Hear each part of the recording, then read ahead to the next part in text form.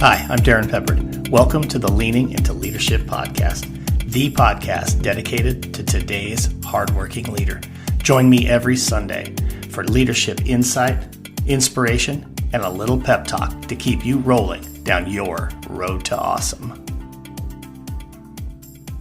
Hey, my friends, welcome into episode number 90 of the Leaning into Leadership podcast, where my guest on the show is Kip Shubert. Now, if you don't know Kip, I got to tell you this. Kip is one of the most inspirational human beings that I know. Kip has almost 30 years of experience in education, and now he is all about sharing his secret sauce as an educator, coach, author, and speaker, as well as being the host of the Secret Sauce with Kip Shubert podcast. Kip is just relentless when it comes to pushing and sharing his belief that school culture and success depends on all of us being all in and all together to cultivate connections so that everybody feels seen, heard, and valued. Kip has a brand new book out titled Struggle to Strength. And he and I sat down and had a conversation not only about the book, but just about life, about education, and just the connection that he and I have. It's a great conversation. You're going to hear the entire thing right after this. Hey, education heroes. This is Kyle Hill, founder of the Recharged Family and host of the Exhausted Educators Recharged podcast. I want to tell you about something amazing that's happening this summer called the Recharged Family Back to School Virtual Bash. Our Recharged Family team is working to put together over 50 workshops provided by educational leaders from across multiple continents. The idea here is that we're all working together to help you and educators everywhere get ready for the new school year. And an amazing feature of all this is it's all going to be video recorded workshops. You can watch them all year long. Registration opens up on July 1st, and as long as you register before August 1st, you'll get everything for $10. You can register at rechargefamily.com. That's rechargefamily.com. This podcast is a proud member of the Teach Better Podcast Network. Better today, better tomorrow, and the podcast to get you there. Explore more podcasts at www.teachbetterpodcastnetwork.com. Now let's get on to the episode. You know, from time to time, every one of us has a struggle that we go through. And oftentimes we can feel like we're the only ones going through that struggle, and that, you know, it's lonely and it's difficult and it's challenging. But ultimately, if we make our way through that struggle and we're successful getting to the other side, we can find lessons in it. We can find ways to truly look back and say, you know what, this has made me a better person, or this has made me a better educator, or whatever the case may be. My guest on the show today is Kip Shubert, and Kip is someone who has an absolutely amazing story around taking a struggle, multiple struggles, and turning them into strengths. Kip, my friend, welcome into the show. Thanks, Pep, for having me. I'm honored to be on the show with you, leaning into leadership, and let's just have a conversation and talk about how we're going to change the world with this conversation. Absolutely, man. You know it. I love it. I love it. So just really quick, Kip, for any of my listeners who don't know who you are, just the elevator version, man. Like, who is Kip Shubert? Kip Shubert is a 30-year educator, coach, author, and speaker. And for the longest time, I've taught social studies in middle school and coached high school soccer. And it's just been a calling for me. It's something that I love to do, and I get to make a difference every single day. And 10 years ago, I found myself homeless. I was an alcoholic and in rehab. And then since then, I've been sober almost 9.5 years now, and just learned a lot, not just about being a better man and a better husband and a better father and son and brother and all that, but really being a present everyday educator and coach. That's awesome stuff, man. I love that. And we're going to unpack a whole lot of that, I think, as we go through our conversation today. But I think where I want to start with you is almost more at the end of your story than it is back to the beginning of your story. As you and I are hitting the record button on this particular episode, your book, Struggle to Strength, Finding the Ingredients for Your Secret Sauce, is just about to be released. As your publisher, I just did my final read through just before we hit the record button. And, as I was going through, there's so many pieces that hit me, but I want to go to the moment when you and Cindy made that transition from, a lifetime in the state of Oklahoma to now being in Colorado. When you and I met in person the first time, we've been fortunate enough to be in the same room together multiple times. We'll do it again over the course of the summer again. But that move, that transitioning from living in Oklahoma your entire life to moving to Colorado. You talk about education being a calling, but I think sometimes where we end up living, where we choose to live in our life, is a part of that as well. And a lot of people end up where they end up because of a job, but you guys made a conscious decision that Woodland Park, Colorado was where you wanted to be. Let's talk about that. Yeah, we had lived in Oklahoma our entire lives, so we've been here 2 years, so 50 plus years we were in Oklahoma. And, of course not married that long, but Cindy and I grew up in the same town. And we've known each other since middle school. And so our whole lives have been in Oklahoma. And we always vacationed up around Woodland Park, Colorado. And for those of you who don't know, it's on the other side of Pikes Peak. And so we're about 9,000 feet elevation, and we're in the mountains. We haven't had a day over 70 degrees yet, and it's in the middle to the end of June. And so it's just something where we just loved the mountains, the nature, just the majestic scenery that you have, and when you're in the mountains. And so it's where we wanted to retire. And when COVID hit, we found ourselves, with everything shutting down and all the things that came with COVID, and not just in education, but in our everyday life, we found ourselves asking us this one question. It was like, are we just living to go to a job to pay bills, or are we really living big? And if we were honest about the answer to that question, it was, we were going to our jobs to pay our bills until we could retire, so we could move up and finally start living our dream. And COVID made us realize, why wait? And so we just put our house up for sale. It sold before it even went on the market. And so we were trying to find a house here in Colorado. And it was a big ordeal because we thought we were going to be living in a van down by the river with Chris Farley. It's just the housing market here was insane. But it all ended up working out. But it was just about making the most of the years that we have, and really, instead of living life to make a living, we wanted to live life to make a life. And so we made the move, and now we are living, and of course we're still working and paying our bills, but we're living in a place where we always dreamed we would end up. And so I get to walk out each day, park my car in the parking lot, and go into my school building, and I can look up and see Pikes Peak and the mountains, and it reminds me that I'm just in an amazing place, still getting to do what I love to do, but living where we want to live. And so I'm glad we did it, and I encourage everybody to, make the most of your life. I think we just let it slip away way too often, getting caught up in those mundane routines that we get caught up in, because supposedly that's what we were supposed to do, right? And we just wanted to live and live big. So our next dream is in the next 5 years, we're going to buy a big RV tour bus. And if I'm speaking, we're taking the tour bus, and she can work from the tour bus, and we're just going to go where we want to go, and while we're still working and paying our bills. So because life is short, and so we got to make the most of it. I think that's one of the most powerful takeaways from that, is that life is short. I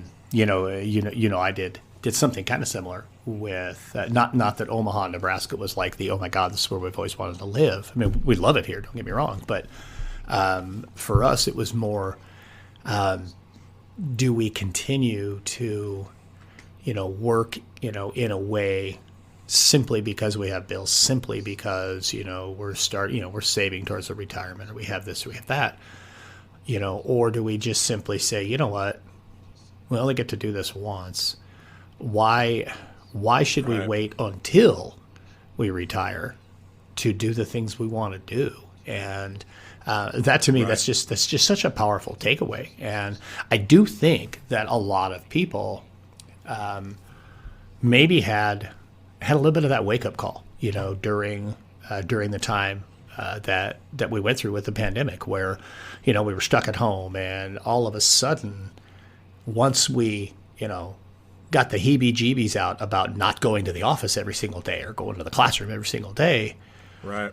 All of a sudden, I think a lot of us started to realize, hey, this ain't too bad, and maybe I better enjoy living while I'm still living, because there's no guarantee that tomorrow is going to come. And just because I like how you said this when you were talking, just because that's what we've always been told we were supposed to do, save X amount every month towards retirement, do this, and then at 62, you can retire. A good mutual friend of ours, Tom Cody, I love how he talks about it, spent 40 years in a classroom, got a plant. I mean, really? Is that what it's all about? You get a plant. No. And please, folks, don't everybody run and quit your job tomorrow because Kip and I are talking about this way. I think the important lesson here is, damn it, you got to live your life and try to live a life not beholden to something, right? Right. I mean, and one of the things I always like to say is, and I use this in class and with my soccer teams too, is like, we get caught in these cycles, right? That we get so comfortable in, and so we just do things because that's the way they've always been done around here. Yep. And that's one of the things me and Cindy were talking about. We're doing the same thing every day, every week, every month, just like everybody else. For what? To enjoy the last 10 years. And, part of that was her cancer diagnosis too, was really got us thinking about making the most of all the time. And but we do that as whether we're in our personal life or professional life, how often do we just do the same thing over and over and over, and without even thinking about it, and we just waste days. Today is the only day the only June 16th, 2023 we're going to get. It's the only time me and you are going to talk on this podcast today. I mean, we have to make the most of every minute that we have, and so it's just, I call it living big. And why wait until you're 62 or you're 65? Or some people 75. I see some people teaching until they can barely move because they have to. Yeah. Mm-hmm. It's just instead of living. So it's just we got to live life and make the most of it and make a difference while we're doing it. Yeah. Well, and I think you hit a big point there, is make a difference. So, obviously you and I connected the same way so many of us are connected, and that's through social media. And, one of the things that I really love seeing you share over the years are things that are happening in your classroom. I think you do just a really wonderful job of sharing stories from within your classroom with your middle school students. And just, hearing and seeing, joy on their faces, hearing it in their voices, when you share a video or what have you. I think that opportunity to make a difference in the life of others is something you referred to, education being your calling early on. I say that because I want to kind of pull that into this concept of the secret sauce. That's kind of how you and I first connected, was you talking about, finding the ingredients to your secret sauce. So what the hell's the secret sauce, Kip? What's the secret sauce? The secret sauce, and we all have it, and it's all different. It's all unique to each one of us. But to me, the secret sauce is those natural abilities and talents that we have. Some of those talents and abilities can be, honed and developed and disciplined over time. We may gain and add some as we go through our journey.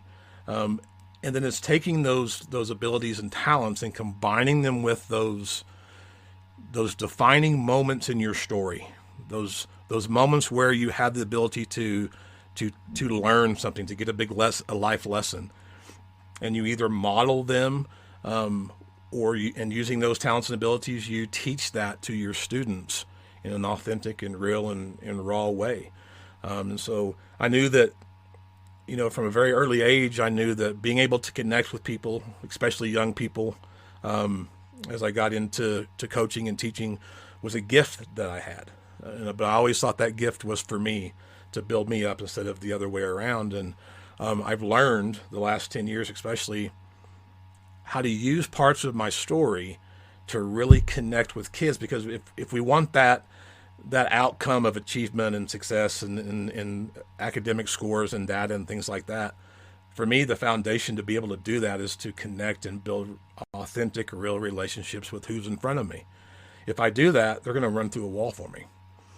If I don't, it's just, if they're intelligent, they're going to be intelligent. If they're not, they're just going to be mediocre, right? And so it's just using those kind of things and making sure that every kid is seen, heard, and loved.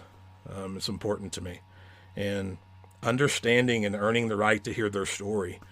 Because when I share my story and do certain things in class, kids will begin to share with me about their life, and a lot of times we have so many things that are in common, or that we can relate to one another on, and it just really helps build that bond.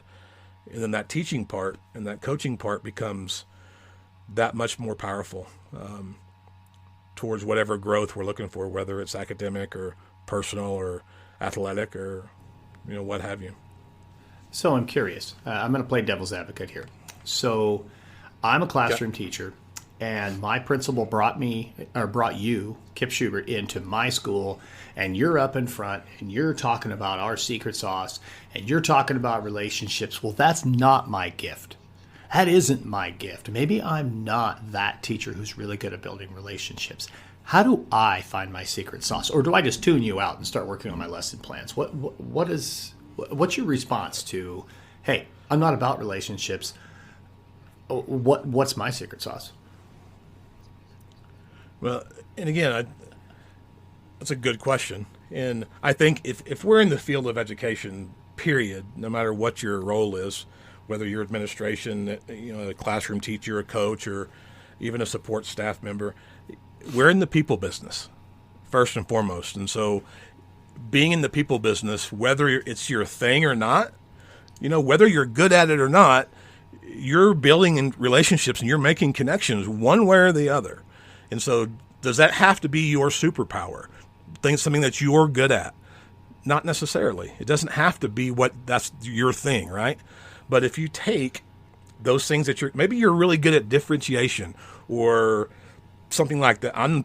The pedagogy stuff I'm not good at, but maybe you are. If you take those things that you're really good at and you begin to weave the lessons from your story into what you're teaching and how you teach, you're going to connect in a more real and authentic way with those kids, which is going to drive the success that you're seeking academically anyway. And you're going to, again, just empower them personally as human beings, which is really what teachers do.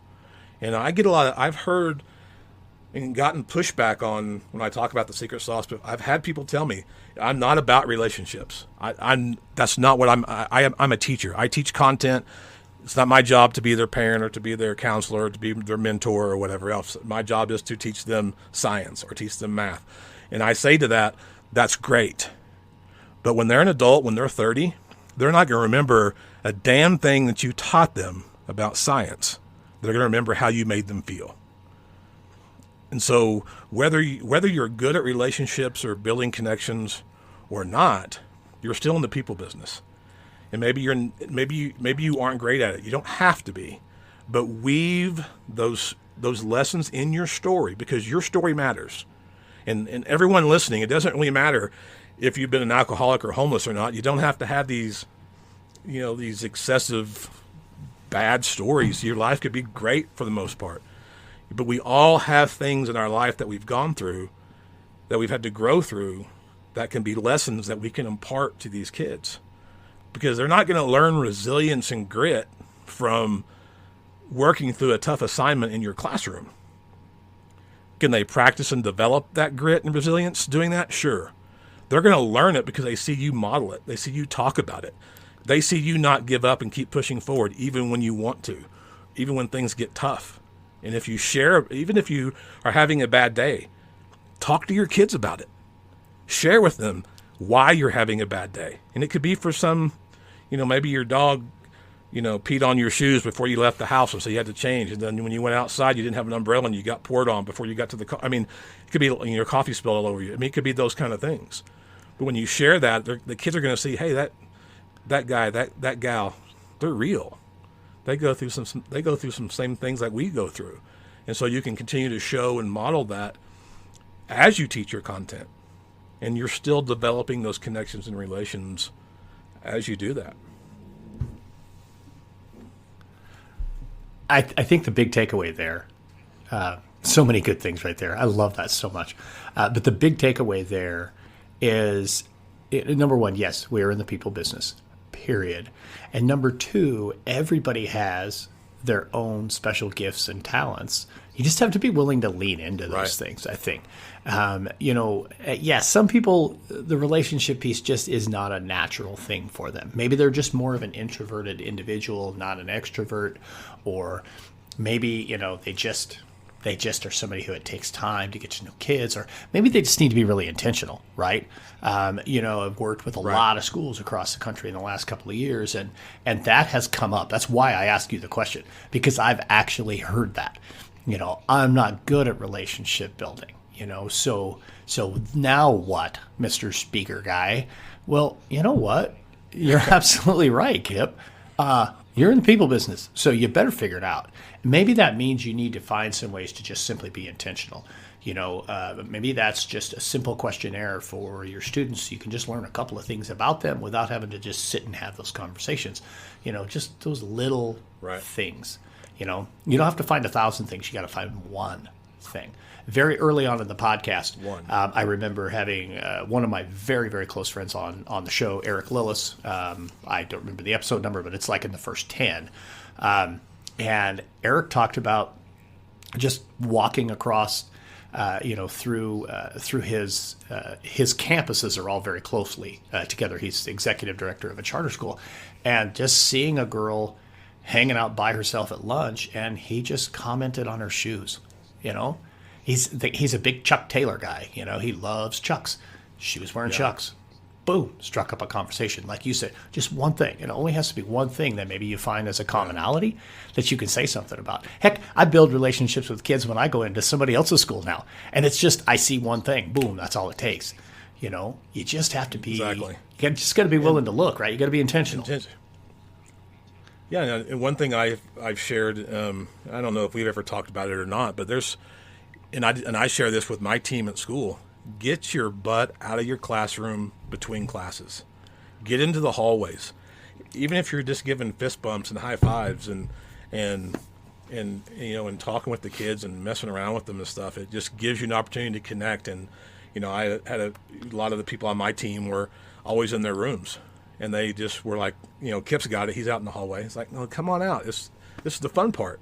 You can take care of whatever you're taking care of when we get back in. And it's just, you got to be able to see them. And that's when, you talking just now made me think of this story. And, when I was unable to see my daughter for quite a while after I got out of recovery or out of rehab and into recovery. And we've talked, and I was like, Cam, what was being in school? What was the hardest thing during that time frame? And she had a stepdad, and he was very successful in what he did in his job, and so he was always busy early in the mornings. And she said it was really hard at donuts with Dad because I sat there by myself. As her father, that tears me up because I couldn't be there, or I would have. And her stepfather, I'm not going to fault him either, but those teachers in those the people in those rooms had to notice that she was the only girl sitting there by herself, and no one ever said a word to her.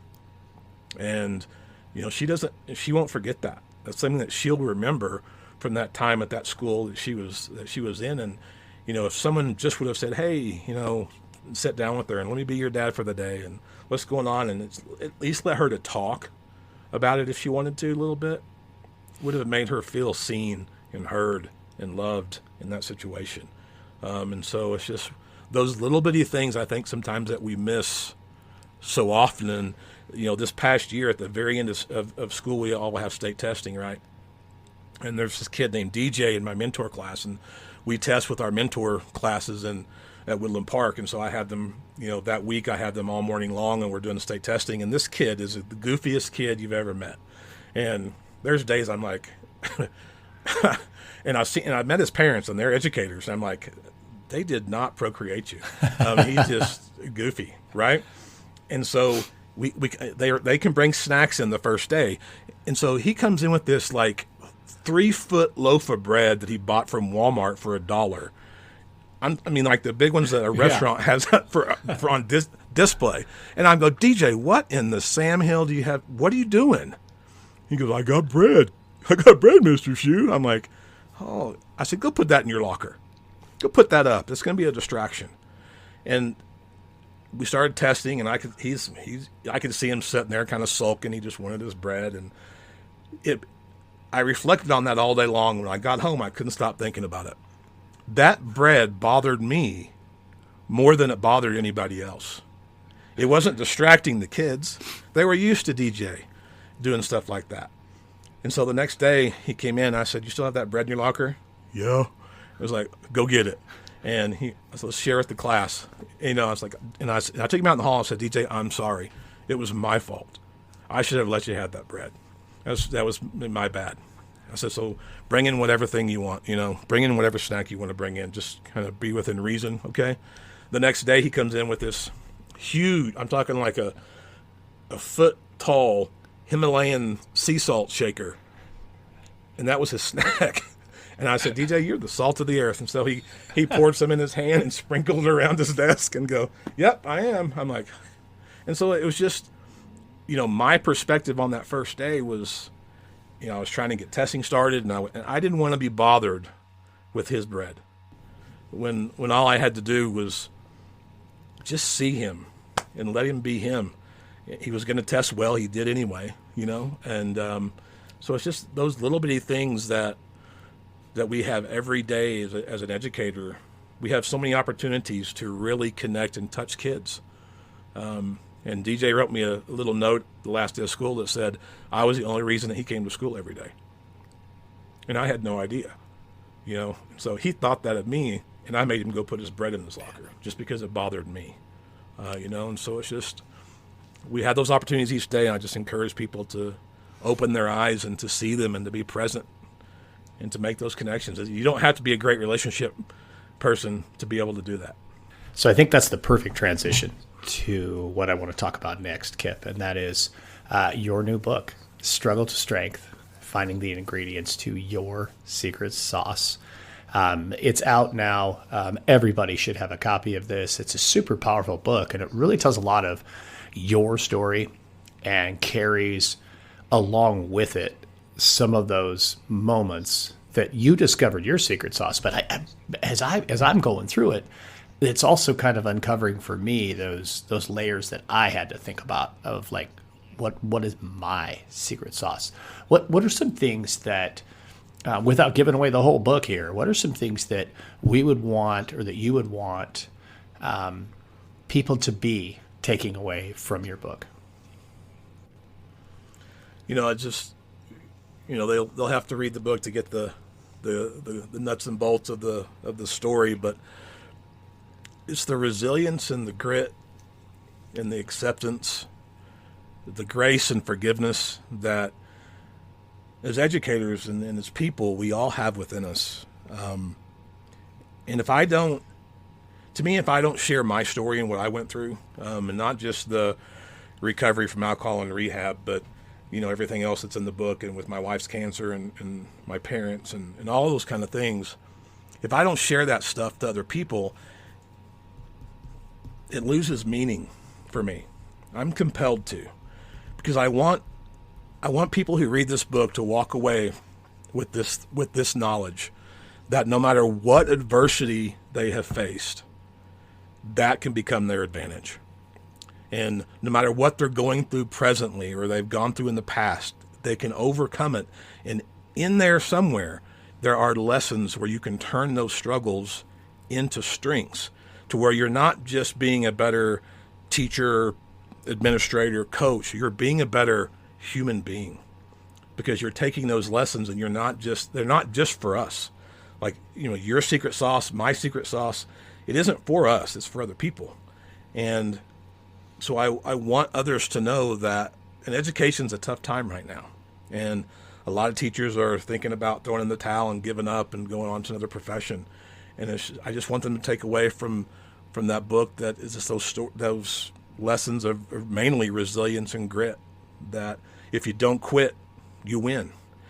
And there's lessons in there, but we just have to change that perspective. Like we talked about at the very beginning, moving to Colorado, you have to change the way you see things. And instead of seeing the bad, and I know you talk about this, instead of seeing the bad, you've got to see the good. As you and Tom have talked, you got to stay above the line. Yeah. And so when we change that perspective, and a lot of times for me, rock bottom changed my perspective. It made me open my eyes to see that my life wasn't about me. My life was about making a difference for other people. And when you have that change of perspective, you're able to start to take that focus off of all the crap you're going through. And you're able to start to see those lessons that really become your secret sauce, your superpowers, that you can start to give away to other people. Because no matter what you've gone through or what I've gone through, there are people out there that can relate to those stories and to those lessons, and they need you. And as a teacher or as a coach or as an administrator, you're going to come across a kid every single day who needs what you have. And if you don't give it away, how are you going to impact them? And so it's just, again, the book is just to help people realize the greatness within themselves, that they are the greatest miracle in the world, and to begin to dive in and uncover all those lessons that they've learned through their story, and to start to embed that and weave that into what they do in the classroom and on the athletic field and in their school community. Love that so much, folks. I'll make sure and have a link in the show notes so you can go and grab a copy of that book. We'll send you right to Kip's website so you can get an autographed copy of that book and have it sent your way. Kip, we're at that point in this show where I ask everybody the same question. It's the last question here on the show, and so it's your turn to sit on the hot seat, man. So, Kip, how right now are you leaning into leadership? To me, leadership is about service, Pep. And so no matter what life is throwing at me or how it's been, I know that I need to serve. And when I am in service to other people, then I'm not focused on what's going wrong in Kip's world and what's so bad in my personal life or the things that I'm trying to battle. And I know we've talked about this one phrase, we rise by lifting others, and it could not be more true. And I've learned that through my recovery, is that when you're leaning into just making an impact on other people, to helping other people, to not, even if it's just like, I had somebody message me the other day that yesterday actually that they're getting ready to move and they're just across the street, and they know that I have a soccer team, and I'm like, you betcha.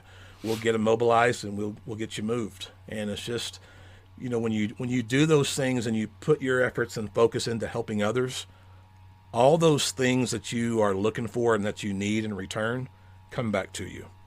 And so, and I think a lot of times people get lost in leadership as a pedestal of power, and it's really not. It's an opportunity to serve. And so it's just, I'm trying to with this book, I'm trying to serve. As I speak, I try to serve. As a teacher and coach, I just serve, because I know I'm going to be fed in return by doing that. And it's just allowing me to to make a difference with the time that I have, instead of wasting 46 years of my life like I did, previously in my life, Absolutely, man. I appreciate that so much.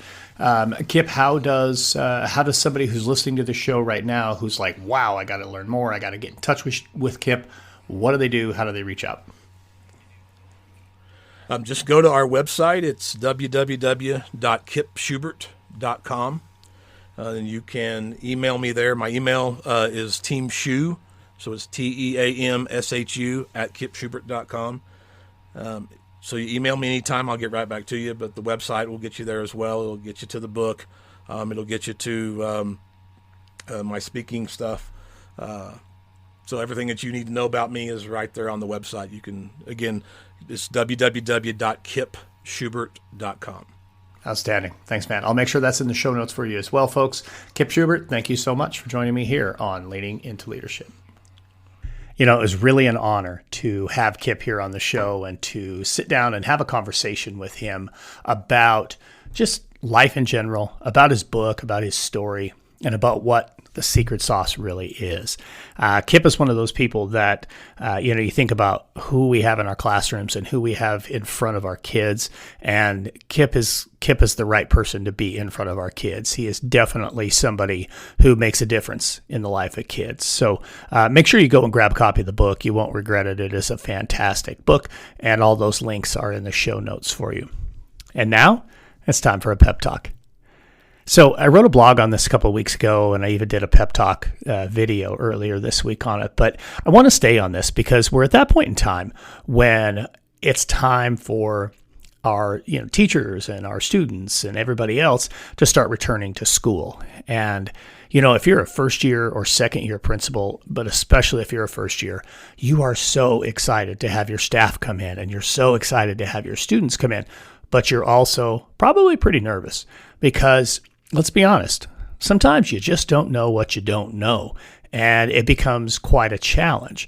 And, what are the things I do? What are the right steps? What's supposed to happen? Well, let me give you 3 quick tips that will help set you up for success. All right. There's a million things for you to think about, but just focus on this. Okay. Number 1, plan on listening, and listening a lot. You're going to have a lot of people who have a lot of things to say. They want to know you're going to listen to them, so do it. That's going to help you ultimately craft that compelling vision that you're going to craft down the road for the school that you're just now stepping into. Number 2 is to really lean into your veteran staff. You've got people who have been around for a long time, and when they've been there for a long time, it means they're invested in the community, they're invested in the school, the success of the students. So listen to them. Every now and again, people will say, well, this veteran is cranky, or this person's not on board. Start by listening to them. Don't take other people's words for it. You need to sit down, have conversations, get to know them, build relationships, and really find out what they're all about. And then the third thing, if you feel like, God, I got to go do something, I can't just sit back, focus on your culture, because your culture changes every single day, no matter what. So, you know what? Start being intentional with your culture. Be intentional about celebrating the things you want to see. Be intentional about being present, about, patting people on the back, about really setting the tone and the environment for what your school is going to be and what it's going to be about. There's a lot of things on the horizon for you as an early career leader, but just focus on those 3 things. If you can do that, that'll help set you and your entire school up for success this year. Thank you for joining me here on Leading into Leadership. Everybody get out there and have a road to awesome week. Thank you for listening to the Leading into Leadership podcast, brought to you by Road to Awesome. Don't forget, click subscribe, give a review, and share this with somebody who might also enjoy leaning into leadership.